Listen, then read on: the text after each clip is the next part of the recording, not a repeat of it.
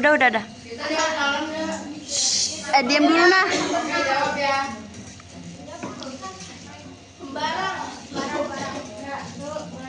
Assalamualaikum warahmatullahi wabarakatuh. Waalaikumsalam warahmatullahi wabarakatuh. Jadi di sini kami akan mempresentasikan bagaimana manusia itu bertuhan. Perkenalkan, nama saya Aurel Maulana sebagai moderator. Saya Nini Putri. Saya Rizya Safira. Saya Ulia Zahra Arisa. Jadi di sini akal pertama berpikir tentang Allah dan sebagai hasilnya terpancarlah akal kedua. Proses ini berjalan terus-menerus sehingga terciptalah akal ketiga, akal keempat, hingga akal ke-10. Akal ke-10 ini adalah akal terakhir dan terendah di tingkat-tingkatan wujud di alam material.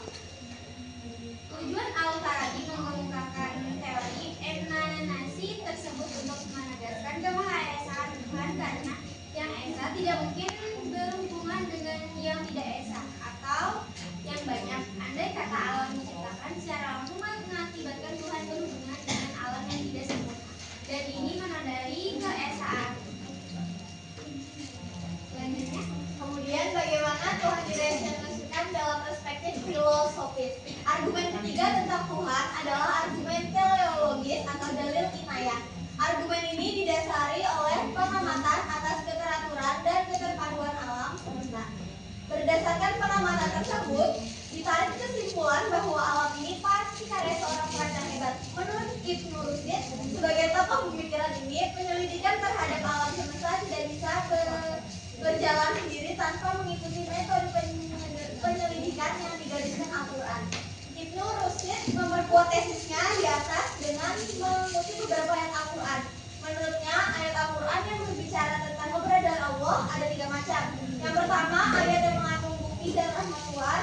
Kedua, ayat yang mengandung bukti penciptaan yang menakjubkan. Dan yang ketiga, ayat yang mengandung keduanya. Kemudian ada konsep tentang Tuhan dalam perspektif teologis. Dalam perspektif teologis, pemahaman tentang Tuhan dan keberagaman berasal dari wahyunya. Kesadaran akan Tuhan dan cara beragama hanya diterima jika diajarkan oleh Tuhan. Ia memperkenalkan diri dan konsep baik buruk melalui berbagai pernyataan, baik umum seperti tutur alam maupun khusus seperti firman dalam kitab suci penampakan kepada para nabi.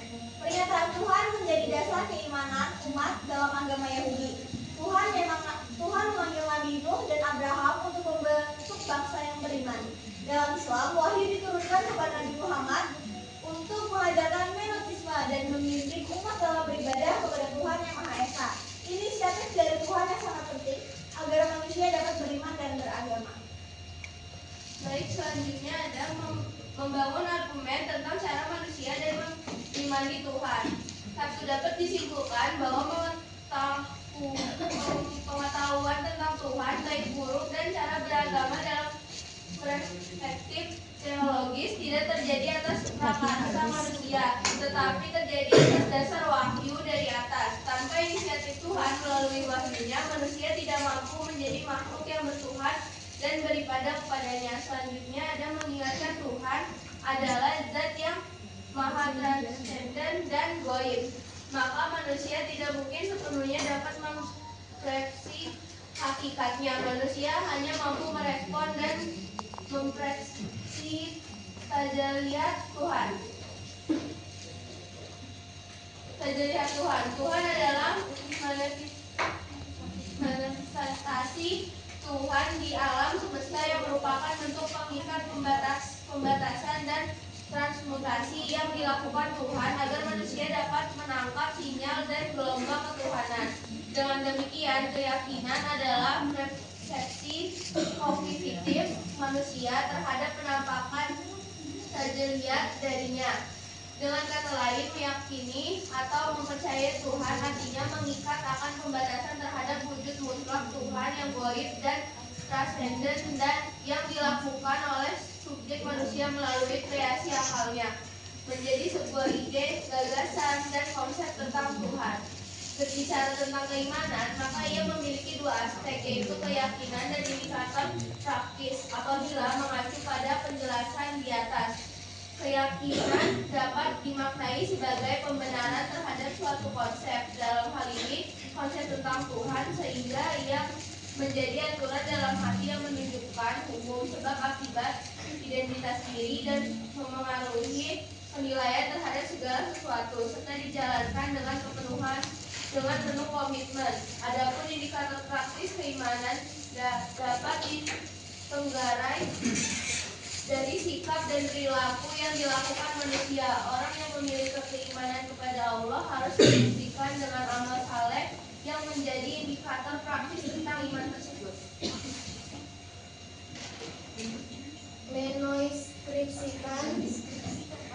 Mendeskripsikan esensi dan urgensi visi ilahi untuk membangun dunia yang damai.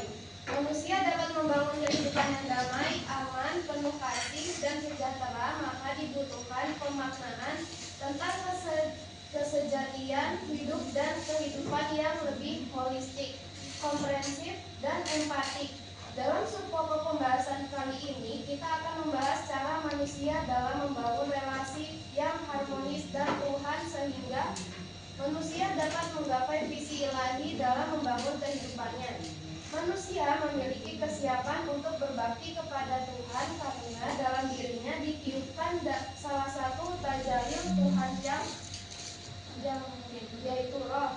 Selama manusia menjaga fitrahnya, ia hidup dekat dengan Tuhan, memiliki hati nurani, mengikuti hati nurani, dan nuansa spiritualitasnya maksimal.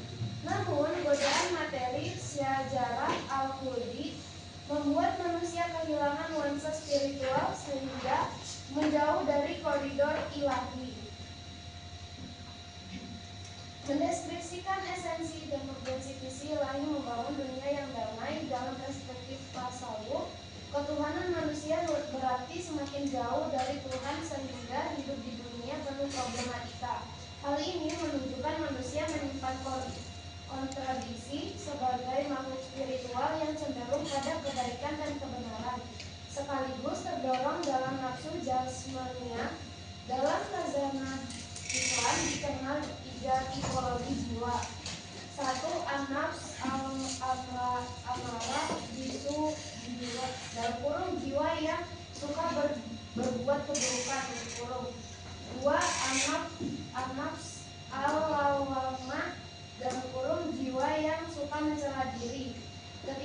An-nafs al-mutmainah, jiwa yang tenang.